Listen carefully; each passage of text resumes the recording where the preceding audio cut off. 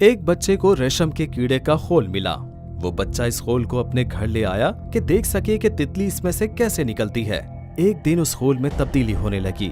बच्चा फौरन बैठ गया और खोल को देखने लगा कि इसमें से तितली निकलेगी।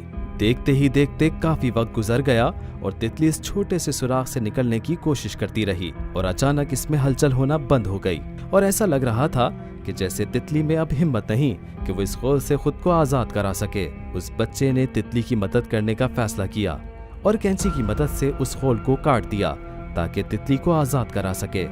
बच्चे की मदद से तितली आसानी से खोल से बाहर आ गई, लेकिन उस तितली का जिस्म सूजा हुआ था और उसके पर सिकुड़े हुए थे।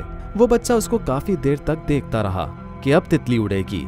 ये पल वो खोना नहीं चाहता था, इसलिए वो तितली को देखता रहा, लेकिन वो पल कभी नहीं आया और हकीकत में उस तितली की सारी जिंदगी जमीन पर रेंगते गुजर गई और वो कभी नहीं उड़ सकी।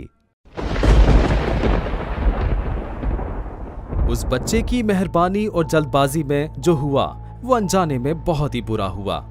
वो नहीं जानता था कि तितली का खोल में से जिद्दोजहद करके निकलना कितना जरूरी था। तितली के खोल में से निकलने की जिद्दोजहद करना खुदा की तरफ से एक राज है कि जब तितली खोल में से जिद्दोजहद करके निकलती है तो उसके परों से उसके जिस्म में एक ऐसा फ्लूइड जाता है जो उसके परों को भरता है और उसके जिस्म को हल्का करता है जिससे वो उड़ सके।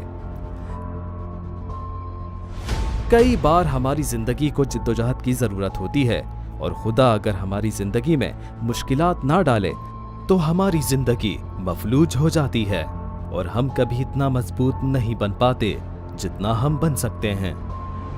मैंने कुव्वत मांगी और खुदा ने मुझे मुश्किलात दी ताकि मैं मजबूत बन सकूं।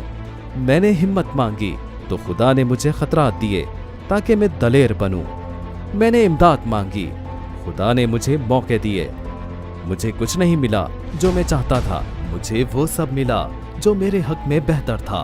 हमेशा खुदा पर भरोसा रखो क्योंकि वो जानता है तुम किन चीजों के मोहताज हो।